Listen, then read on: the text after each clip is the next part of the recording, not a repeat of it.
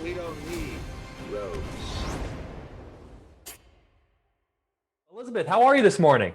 I'm very well, Jake. How are you? Doing very well. I just want to geek out with you for a second and just tell you that this movie is a masterpiece. So seriously, it's such a pleasure to get to talk to you.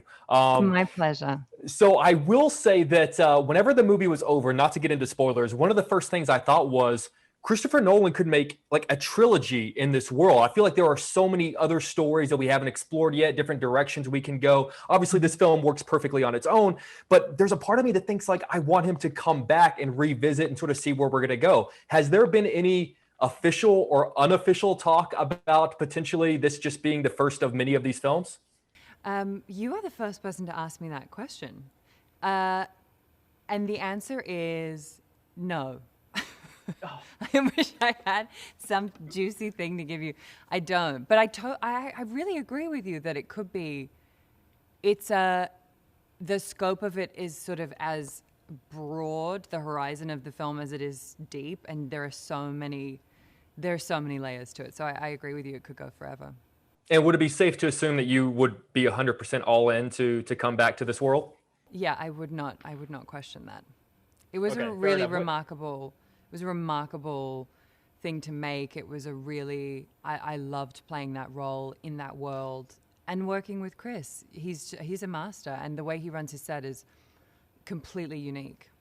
I'm saving this interview, and when we come back for Tenet 2, I'm going to show you this, and we're going to be able to can't have a wait. good laugh. All right. I was wondering if you are aware of, I mean, obviously just, a handful of people have seen the movie so far because it's still opening, but there are already wild and crazy fan theories about certain characters and things that people are wondering about, as is with many Nolan movies. One of my favorites that I keep geeking out about without getting into spoilers involves the character of your son. I'm curious, have you heard any of these fan theories, and do you have any of your own?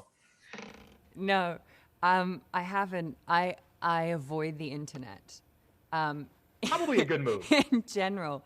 But I would love to hear the theory. I mean, I don't know. I am a fan, but I don't really have theories about my son. My son was my son. Okay. Sort of All right. I don't want to ruin the movie for anybody. So I really want to tell you what the theory is, but I don't want to like ruin it for anybody. So we'll when we talk Tenet 2, Sure. I'll bring that up. We can have the chat. And I just really quickly want to shift gears because they're giving me the wrap pretty soon. But I'm genuinely so excited to see you take on the role of Princess Diana in The Crown. I think it is absolutely perfect casting. And I'm just sort of curious. Obviously, this is a woman who we as a society think we know, but I just would imagine there are so many levels there that we have no idea about. So I'm curious, what is an aspect of who she is that you're most looking forward to being able to explore as an actress? Well, I mean, I think I feel like it's a little early to say things like that. And obviously, The Crown is in the hands of the incredibly masterful Peter Morgan. And I think that what he does with the show and why it's so successful is he does unearth layers and dynamics to these people who we kind of know in this almost symbolic, idyllic way. And he kind of excavates things. So, I mean, what Peter does sort of explore is the thing that I'm looking forward to exploring so much. But I agree with you. She does exist in this. She exists in a profound way to even, right now in this second in people's minds. It's quite extraordinary.